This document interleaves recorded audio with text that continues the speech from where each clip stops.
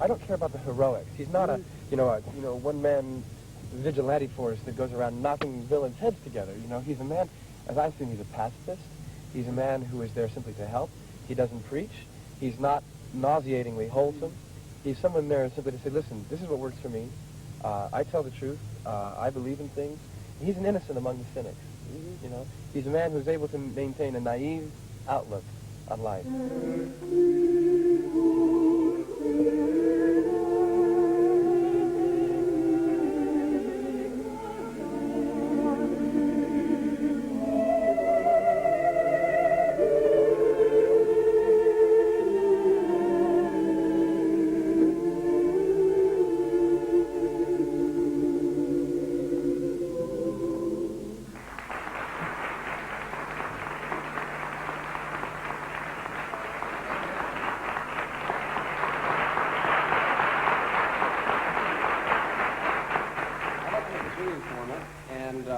Because I don't have a tie, so we'll have to be informal. But anyway, I'm here simply because I've played the piano quite badly for a long time, and I enjoy it. I've played since I was a kid, and I'm here because I like to listen to people who do it properly. Mark Westcott.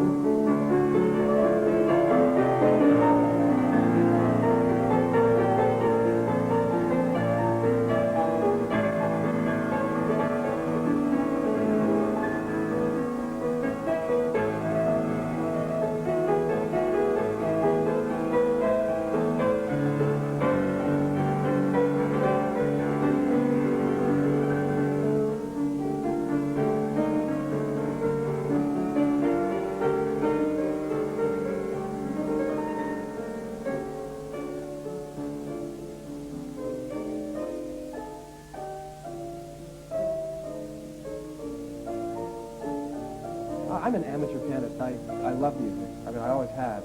I mean, I have no technique whatsoever. I just love it.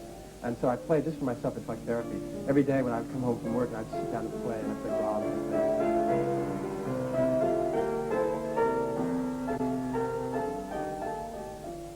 You know, these things, as long as you do something with your life. Life in our family is about setting challenges and going out and doing something about it. It's not about sitting around staring out the window and then just watching the world pass by.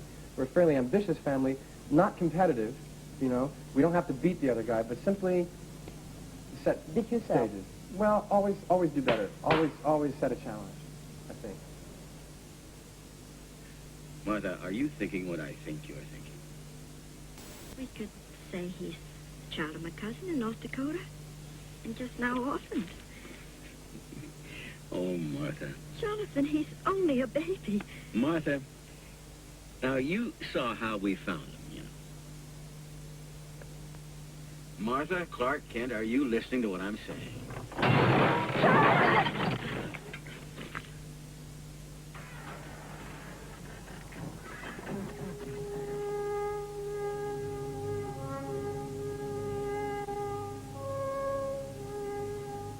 I got so tall, so fast, that my legs couldn't keep up with me. And I looked like an ostrich. So everybody else was here, and I was, you know, up in the trees someplace. That must have been annoying. Very, because I had no coordination. I was just all over the place. I was like a friendly rhinoceros, you know. I just sort of, a lot of good intentions, but no coordination. When did you first felt that you had become less clumsy? I don't think we've reached that stage yet. No, I don't know. After a while, by the time I was about 17, I started to thin out a little bit and get some coordination. You had a lot of attention from girls? Not really. They couldn't figure out what the hell I was up to. You know, what is this guy's problem? He's not at the parties. He's down at the theater someplace. Very strange. you know. Or whatever. No, I don't think you're drinking, are you? Let that be the glass collection. Oh, okay, great. All right? And let's just start it right here in the count. That looks nice, Okay.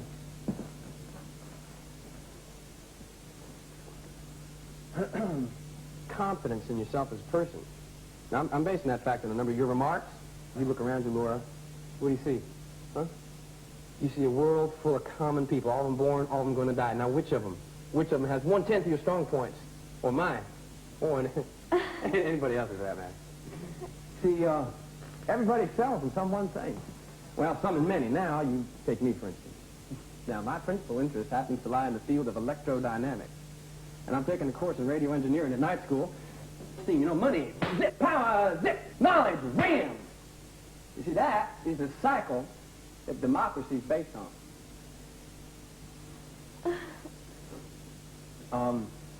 I guess you kind of figure that I think a lot of myself. Oh, no. Well, I do.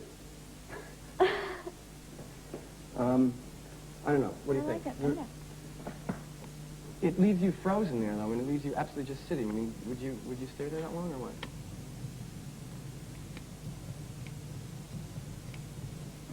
I stumbled into it through singing, as a matter of fact, as a boy soprano. I had a good voice. I don't know what happened to it, but, you know, it was good when I was a soprano. That's the end of my singing career. But so that was when I was about 9.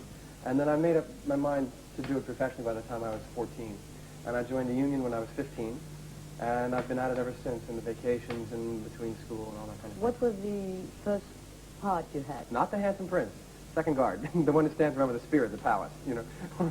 Saying nothing, of course. Nothing. And I'm like, come in, my lord, you know. That's it. How old were you? 8. Did they usually take you for the school plays? I mean, would you have a part in it?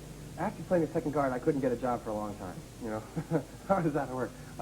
Until I was 9. I had a bad year when I was 8. And then when I was 9, I started to get more work. I don't know. But then after I started at the McCarter Theater Company, which is this professional rep company they have in Princeton, then I was working all the time. And I came to a very nice arrangement with the headmaster of the school, which I was allowed to leave classes if I would make up the work to go do the performances. And I really owe a lot to the principal of that school for letting me do that. It's a school where if an individual has a talent or something he really wants to do, they let him get on with it and don't stand in his way. That's fabulous. Yeah, it's nice. How did the other actor behave with you? Was it nice? I always played the parts that other people didn't want to do, or that, I mean, when I was 17, I played, I'll show you a picture sometime. I mean, I've played a lot of different stuff, but never the lead, never the really sort of handsome hero or anything like that. It's only since I've gotten older and gotten into the commercial world of acting that started to happen for me.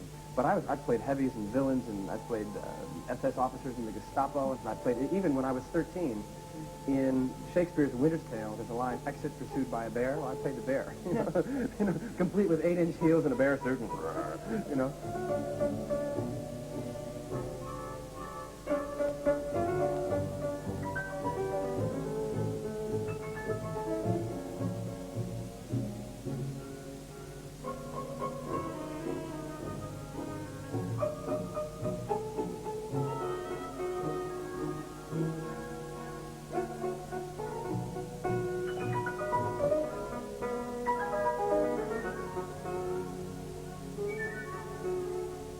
Well, you met another, you know, star with a big S, with Superman, with Brando. That was Brando, yeah. Listen, Brando was marvelous. He didn't live up to his lousy publicity. I mean, everybody sort of comes to this, you know, now this is like the tidal wave is coming, and everybody, the earth trembles when Brando's approaching. Nothing at all. The first day of work, you know, I was there, and I thought, how am I going to meet this man? I don't want to just sort of bump into him in the hall and say, oh, hi, Marlon, how you doing? You know, I didn't know how it was going to happen, so I just decided to sort of sit down and relax and see what was going on. He came straight over to my chair. He walked on the set, came straight over to my chair, and said, hello, I'm Marlon. I've heard so much about your screen test. I'm looking forward to working with you, and good luck. I went back to my dressing room. There was champagne and caviar from Fortnum & Mason's, a handwritten note saying, I wish you the best of luck now and in the rest of your career. He invited me over to his house for dinner, out to Tramps, and he had 2 pieces of advice. He said, first of all, this is your movie, and take it, which I think is damn nice coming from somebody who's got top billing. And he also said, don't kill yourself doing the stunts. Don't be a hero. And I said, that's a little strange. I just got hired to play a hero. And he said, listen, when I was your age, they hired me to do Viva Zapata, in which I was to ride a bucking bronco. And I said, listen, no problem, bring on the horse, whatever. Okay, so they bring on this absolutely incredible, wild bucking bronco, never been ridden before. They put a cinch on him, the horse is going berserk. Marlon gets on the horse, two seconds and he's on his head in the dirt, you know, just complete wipeout. Picks himself up and says, okay, bring on the other horse. Now the other horse was a sawhorse with a piece of wood put between it on the back of a trunk, and he just sat there and did this. And so much for stunts, you know, he did so much for being a hero. And if Marlon can do that, I think that's pretty cool.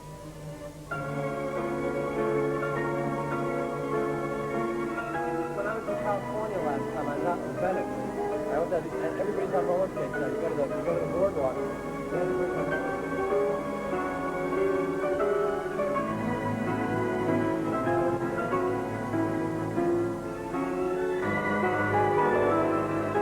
I made the movie. I was happy to make the movie. The price you pay must be recognition in the street. But it means so much to those people to come up and say, hi, Superman. But you can't take that away from them.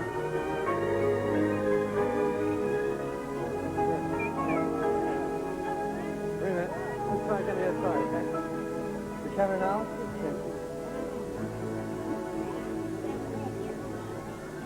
Thank you. And I'm not going back.